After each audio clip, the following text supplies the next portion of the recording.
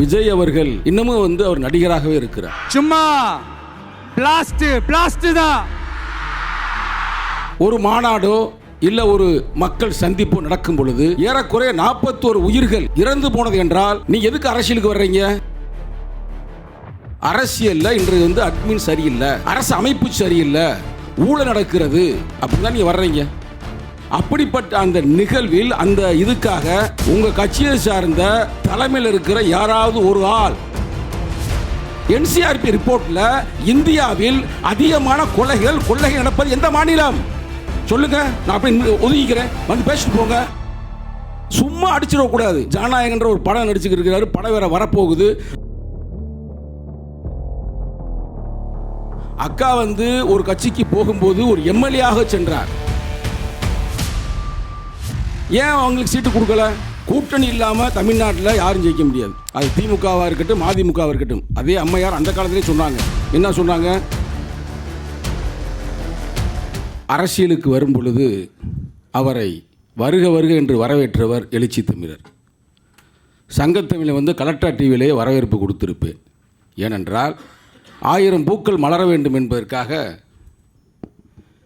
பல தலைவர்கள் வரட்டும் என்றுதான் எங்கள் எண்ணம். ஆனால் இப்போ நிகழ்காலத்தை பார்க்கப்படும் பொழுது இன்னமும் அவர் நடிகராகவே இருக்கிறார் அப்படின்றத ஒரு வருத்தத்தை நான் இந்த மன்றத்தில் வைக்க ஆசைப்படுகிறேன்.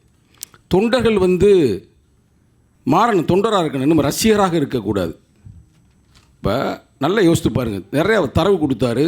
ஐஏஎஸ்க்கெல்லாம் படிக்கிறோம்ன்றாரு, பாராட்டுக்கள், வாழ்த்துக்கள். அவர் தரவு கொடுத்ததில் இன்னொரு தரவை சேர்த்துக்க வேண்டும் என்று நான் ஆசைப்படுகிறேன். இந்தியாவிலேயே ஒரு அரசியல் கட்சி ஒரு மாநாடோ இல்லை ஒரு மக்கள் சந்திப்போ நடக்கும் பொழுது ஏறக்குறைய 41 உயிர்கள் இறந்து போனது என்றால் அது எந்த கட்சி? நான் நேர்மையாக வைக்கிறேன். அப்போ நீ எதுக்கு அரசியலுக்கு வர்றீங்க?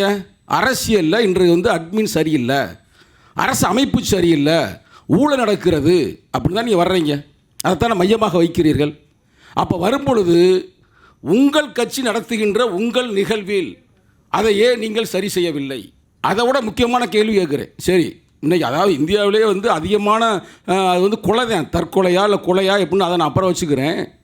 அப்படிப்பட்ட அந்த நிகழ்வில் அந்த இதுக்காக உங்கள் கட்சியை சார்ந்த தலைமையில் இருக்கிற யாராவது ஒரு ஆள் மெழுகுவர்த்தி ஏற்றினீர்களா? சொல்லுங்கள், நேரடியாக சொல்லுங்கள். இதாங்க அரசியல். ஆனால் விடுதலை சிறுத்தைகள் அந்த 41 பேருக்கு மெழுகுவர்த்தி ஏற்றினோம். நாங்கள் அரசியலாக பார்க்கிறோம். இப்போ தம்பி பேசும்போது சொன்னார், நாங்கள் ரிப்போர்ட்டெல்லாம் படிச்சுட்டு வந்தவனு. சரி, என்சிஆர்பி ரிப்போர்ட்டை தான் நான் பேசினேன். என்சிஆர்பி ரிப்போர்ட்டில் இந்தியாவில் அதிகமான கொள்ளைகள் நடப்பது எந்த மாநிலம் சொல்லுங்க? நான் அப்படி ஒதுங்கிக்கிறேன், வந்து பேசிட்டு போங்க. சும்மா அடிச்சிடக்கூடாது. நான் உங்களை ரசிகராக பார்க்கவில்லை, நான் உங்களை ஒரு தொண்டராக நீங்கள் வளர வேண்டும் என்பதுதான் விடுதலை சிறுத்தைகளோட ஆசை. இந்தியாவிலேயே அதிகமான கொள்ளைகள் நடக்கின்ற மாநிலம் எந்த மாநிலம்? 10 மாநிலத்துக்குள்ள தமிழ்நாடு இருக்கா? சொல்ல முடியுமா? சொல்லுங்க, ஓப்பன் பண்ணுங்க, ஓப்பன் பண்ணி பாருங்க. நான் சொன்னது இன்னொரு ரிப்போர்ட் சொல்கிறேன். CSS அது என்ன தமிழில் இங்கிலீஷில் பார்த்தோம்னா centre for study of society and secularism. அதில் இந்தியாவில் மிகவும் குறிப்பாக கலவரம் உருவாக்கக்கூடிய மதக்கலவரங்கள் நடக்கின்ற மாநிலம் எந்த மாநிலம்? அதிகமாக அதில் வருதா? 10 வருதா தமிழ்நாடு? நான் ஓப்பனாகவே சொல்கிறேங்க. நான் இங்கே இருக்கிற மக்கள்கிட்ட பேசல, லைவில் போகிற பேசுகிறேன். CSSல மதக்கலவரங்களை உருவாக்கக்கூடிய மாநிலம் எந்த மாநிலம்? தமிழ்நாடு இல்லை. அதுவும் தென் சவுத்திலேயே கர்நாடகா மட்டும்தான் அதில் இருக்குது. அப்புறம் எல்லாமே பிஜேபி ஆளக்கூடிய மாநிலம். மறுக்க முடியுமா? அந்த ரிப்போர்ட்டை கொடுங்க. நீங்கள் எதுக்குறோம்னா அரசியல் ரீதியாக நீங்கள் எதிர்த்துக்கிறீங்க.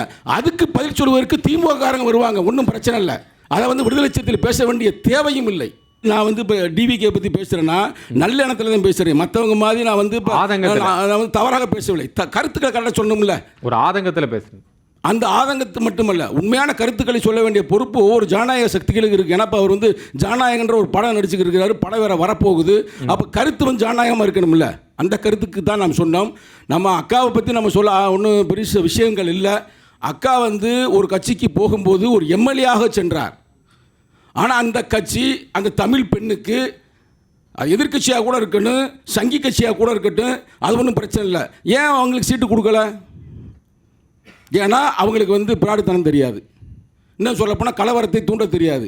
ஏன்னா அவங்க பிறந்த இடம் வளர்ந்த இடம் காங்கிரஸ். அதனால் கொஞ்சம் அக்கா கவனமாக இருங்க.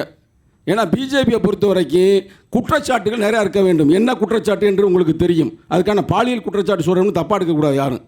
பொதுவாக குற்றச்சாட்டு என்று சொல்லுகிறேன். அதே நேரத்தில் அண்ணா திராவிட முன்னேற்ற கழகம், நான் மீண்டும் சொல்கிறேன், தெளிவாக சொல்லுகிறேன், நம்ம ஆசிரியர் நிச்சயமாக பதில் சொல்லுவார் என்று நான் நம்புகிறேன். கூட்டணி இல்லாமல் தமிழ்நாட்டில் யாரும் ஜெயிக்க முடியாது. அது திமுகவாக இருக்கட்டும், மதிமுகவாக இருக்கட்டும். அதே அம்மையார் அந்த காலத்திலே சொன்னாங்க. என்ன சொன்னாங்க?